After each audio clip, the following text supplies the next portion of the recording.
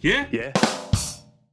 My number 4 is a game called S.D.G.T on the Xbox 360. It's an indie game. I don't know what S.D.G.T stands for, and I don't think the creators are keen on telling anyone. I think it's supposed to be like a bit of a secret. It's a new release on Xbox Live Indie Games. I don't think it's available anywhere else. It's really, really quite good.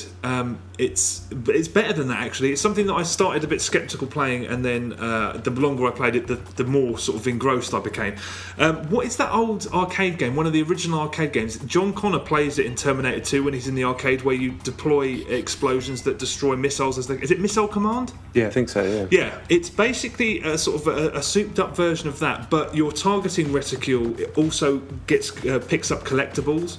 So you're defending this space station, and you destroy rocks and enemy ships, and whenever they explode they turn into minerals that you have to collect, and then you use them to upgrade your weapons, and you have sort of utilities which are like perks, and the whole time you're fulfilling contracts from people, and that in turn unlocks stuff. It's basically resource management but also a shooter.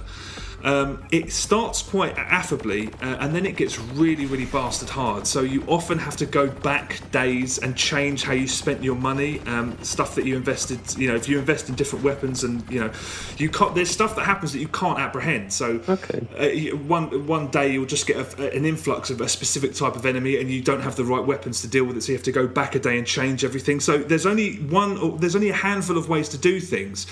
But I found the process of trying to work that out and sort of micromanage everything so that it's the way it had to be. I found that really engrossing. It's not the kind of game I ever thought I would like as much as I do.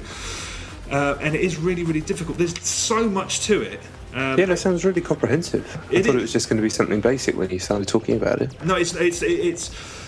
But this sounds like the kind of game I just think immediately, no, thank you. But it's presented in a very, very sort of very. It's very, very well presented. I think I've explained it. Basically, that's basically what it is. I mean, the utilities are like perks, and you can gather resources faster, or you can overcool your weapons, and you earn them along with earning the credits that you earn from completing these contracts.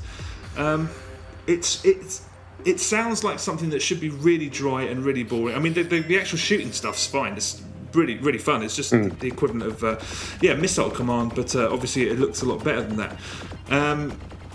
I was completely wrapped up in it for about 3 or 4 hours, and I'm going to go back and try and finish it, although I think that's going to be quite a tough task.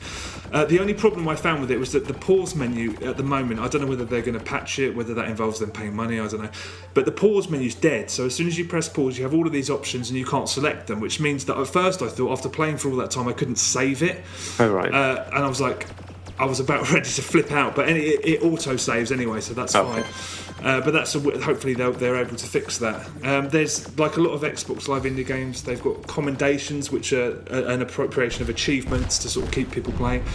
And there's a great soundtrack. I don't know who made the soundtrack.